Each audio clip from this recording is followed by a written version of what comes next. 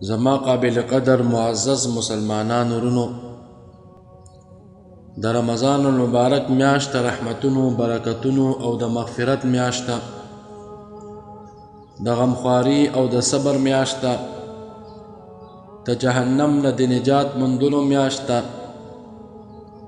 په دې میاشت کې د جنت دروازې کولاوولی شي، د جهنم دروازې بندولی شي او سرکشه شیطانان پکې تړلی شي. په دې میاشت کې د روزو په نیولو سره مسلمانانو ته د الله جل جلاله قرب حاصلیږي،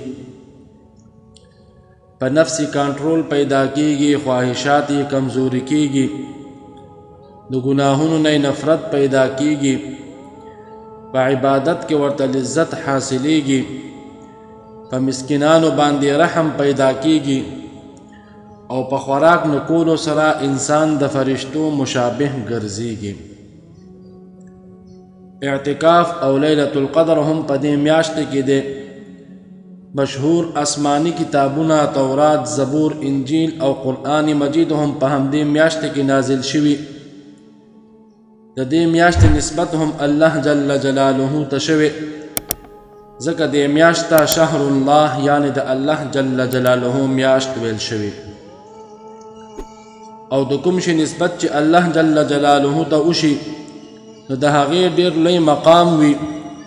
اگر چې ټولې میاشتې د الله جل جلاله دي، خو چې په خصوصي طریقې سره د دې میاشتې نسبت الله جل جلاله ته وشو نو د دې نه دا معلومیږي چې دا میاشت د نورو میاشتو په نسبت ډېره بهتره ده، ځکه په دې میاشت کې د الله رب العزت خاص تجلیات او رحمتونه د تیز باران په شان راوریږي.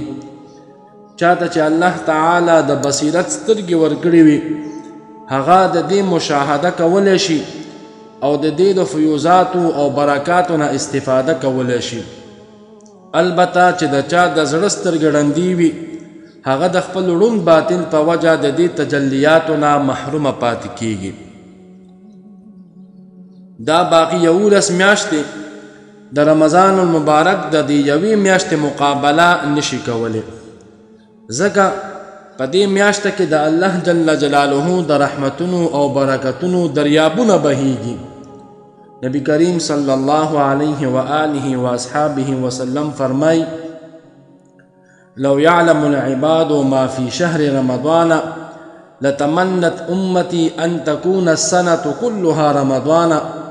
کچرته دا خلق په دې پوهېدې چې د رمضان په میاشت کې څومره انوارات او برکتونه دي نو زما امت به دا ارزو کړی وی چې ټول کال د رمضان وي.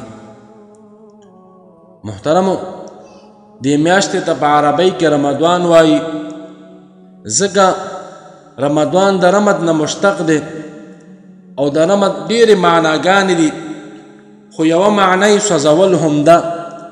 دا میاشت هم د مسلمانانو ګناهونه سوځوي او ختموي، خو شرط دا دی چې مسلمانان د دې میاشتې روجي ونیسي او د دې احترام وکړي. محترمو، حضرت عبدالله ابن مسعود رضی الله تعالی عنہ فرمای: سید الشهور شهر رمضان و سید الایام الجمعه. د ټولو میاشتو سرداره د رمضان میاشت او د ټولو ورځو سرداره د جمعې ورځ ده. حضرت سلمان فارسی رضی الله تعالی عنہ فرمای: خطبنا رسول الله صلی الله علیه و آله و اصحابه وسلم فی آخر یوم من شعبان. رسول الله صلی الله علیه و آله و اصحابه وسلم موږ د شعبان په اخیری ورځ باندې دا خطبه وویله چې فقال یا ایها الناس قد اظلکم شهر عظیم شهر مبارک شهر فیه لیلة خیر من 1000 شهر. ای خلقو، پتاسو باندې یوې عظیمې میاشتې سوری کړی دی، یعنی د رمضان المبارک میاشت تر باندې راتلونکې ده. دا ډیره برکتناکه میاشت ده. په دې کې یوه شپه د لیلة القدر ده چې هغه د زرو میاشتو نه بهتره ده.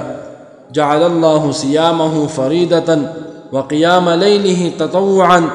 الله جل جلاله د دې میاشتې روجې فرض کړي دي او د دې بشپو کې قیام یعنی د تراویح د پاره او درېدلې نفل ګرځولې دي.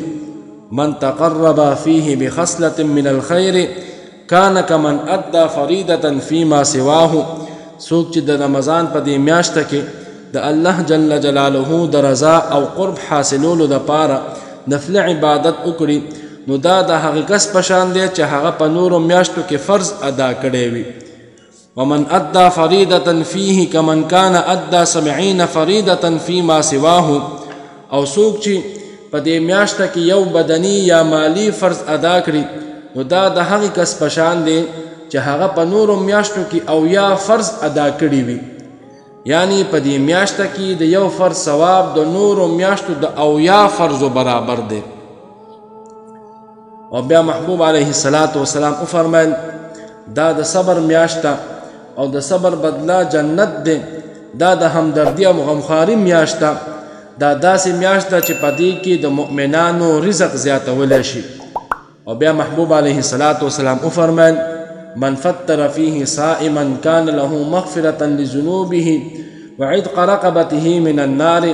څوک چې په دې میاشته کې د الله جل جلاله د رضا د پاره په یو روزهدار باندې روژه ماتې اخروي نو دا به د ده دپاره د ګناهونو د مغفرت او د جهنم نه د ازادېدو ذریعه وي.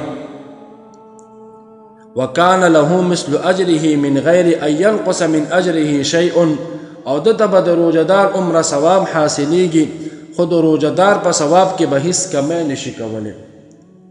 صحابه کرام فرمای چې موږ نبی کریم علیه السلام ته عرض وکړو ای د الله رسوله په موږ کې خو هر کس دا قدرت نه لري چې په روژهدار باندې روژه ماتې اخروي نو آیا دا غریب صحابه کرام به د دې عظیم ثواب نه محروم وي؟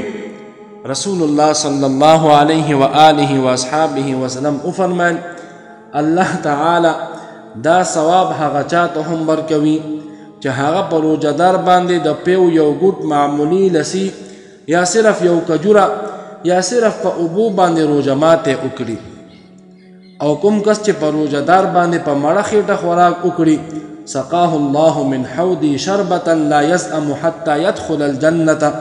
الله تعالی بدل رزما په حوض کوثر باندې داسې سیراب کړي چې د دې نه پس به دی هیڅ کله نه تږی کېږي تر دې پورې چې دی جنت ته داخل شي.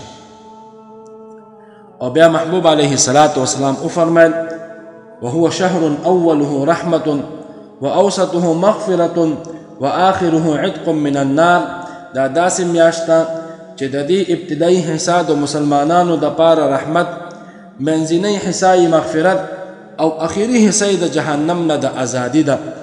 او بیا محبوب علیه السلام وفرمایل او څوک چې په دې میاشته کې د خپل غلام او خادم نه بوج سپک کړي یعنی د هغه په کار کې تخفیف راولي نو الله تعالی به د مغفرت وکړي او د جهنم د اور نه به ورته نجات ورکړي. الله رب العزت دې موږ او تاسو ته هم د رمضان مبارک په میاشت کې د عبادت کولو توفیق نصیب کړي. وما علينا إلا البلاغ وآخر دعوانا أن الحمد لله رب العالمين.